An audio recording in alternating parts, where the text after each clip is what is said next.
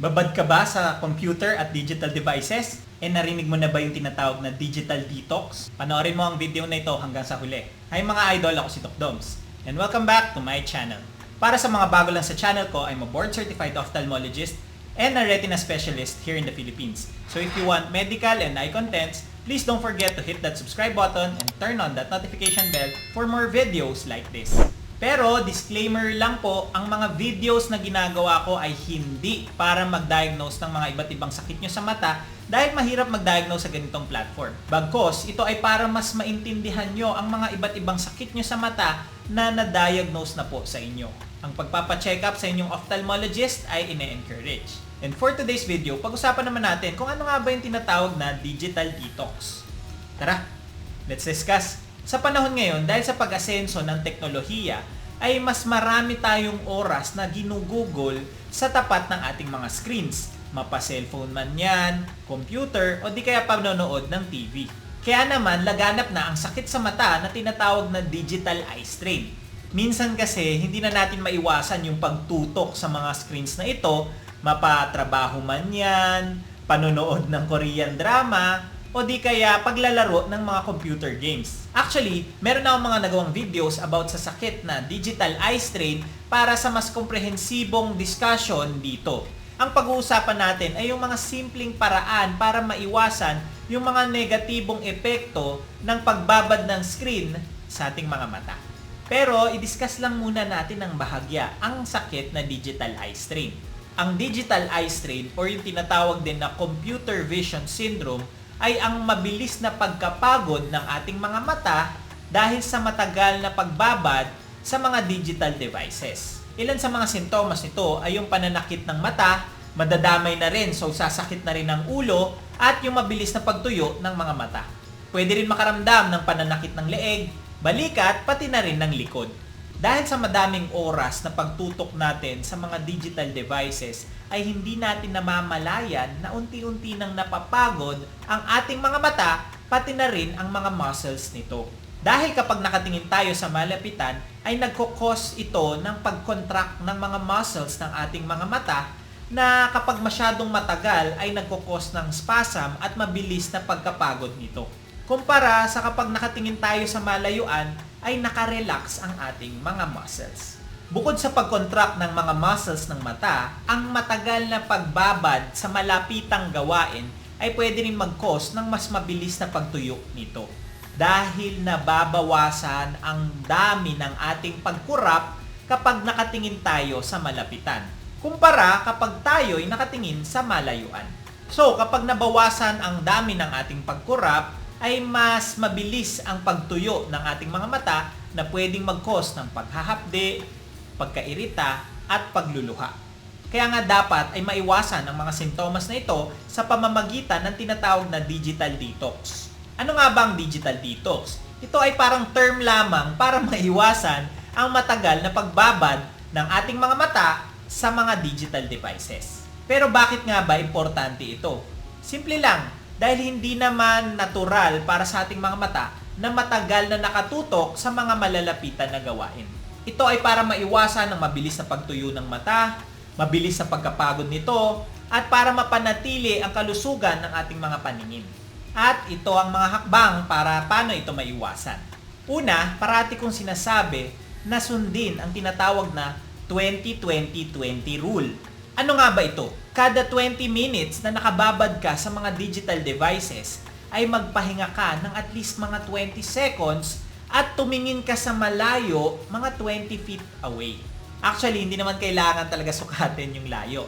Pero ang goal ay para ma-relax ang mga muscles ng mata mula sa matagal na pag-contract nito at maiwasan ang mabilis nitong pagkapagod. At habang nakatingin kayo sa malayo, ay dalasan nyo na rin ang pagkurap ng inyong mga mata para naman maiwasan ang mabilis na pagtuyo nito. Ang simpleng hakbang na ito ay makakatulong para maiwasan ang mabilis na pagkapagod at pagkatuyo ng mata. Pero 'di ba, kapag masyado na tayong nakatutok sa ating mga ginagawa sa screens, ay hindi na natin namamalayan ng oras. So paano malalaman kung 20 minutes na? Isa dyan ay pwede kayo mag-alarm sa inyong mga cellphones na every 20 minutes para ma-remind kayo na kailangan nyo muna magpahinga. O di kaya, mag-set kayo ng goal sa ginagawa ninyo. Mapatrabaho man yan or nanonood lamang kayo, ay pagparte-partehin nyo ito at kapag natapos nyo na ang isang parte, ay dapat ma-remind kayo na kailangan nyo muna magpahinga. Kapag naglalaro naman kayo or nanonood ng series, dapat may goal kayo na kapag natapos nyo yung isang stage o di kaya isang scene, ay mare-remind kayo na magpahinga para maiwasan ang matagal na pag-contract ng mga muscles at hindi ito mapagod kagad. Nang sa ganon ay mas madali nyong maaalala na kailangan nyo palang mag-pause muna at magpahinga. Pwede nyo ring ayusin ang inyong mga screen brightness. Dahil kapag masyadong maliwanag ay mas nakakatulong ito na mas mabilis mapagod ang ating mga mata. Kaya siguraduhin naka-level lamang ng brightness ng screen ang ilaw sa inyong kapaligiran para hindi ito masyadong mapagod kagad. Bukod sa screen brightness ay kailangan ma-adjust din ang liwanag sa paligid ng inyong kwarto para hindi masyadong mahirapan ang inyong mga mata sa pag-adjust at pagtrabaho.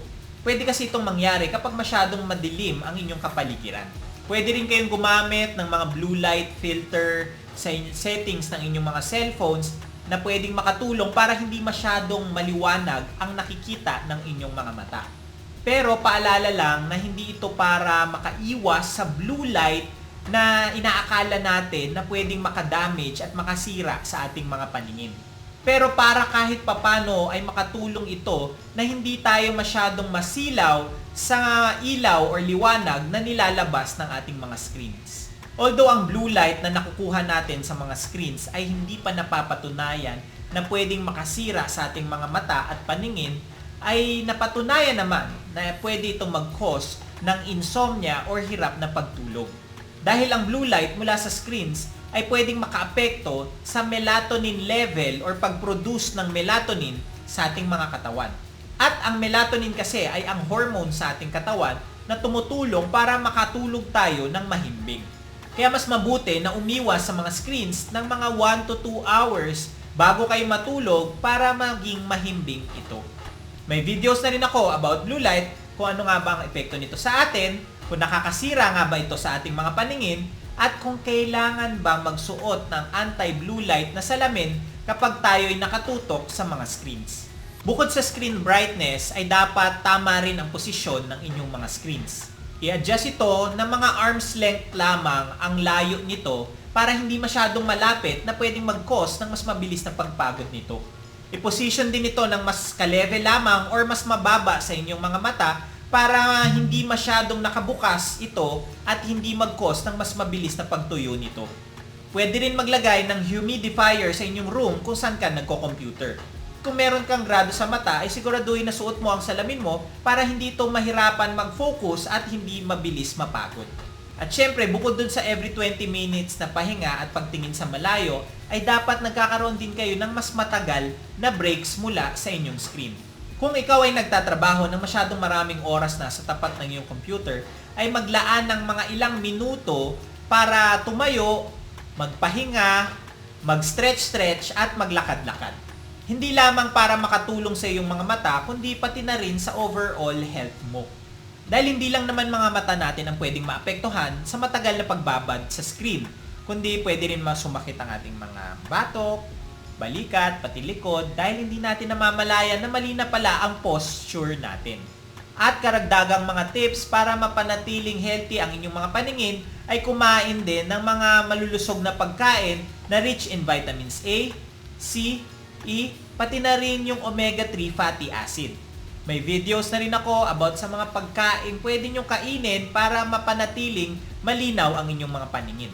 Uminom din ng maraming tubig para mapanatiling hydrated ang inyong katawan, pati na rin ang inyong mga mata.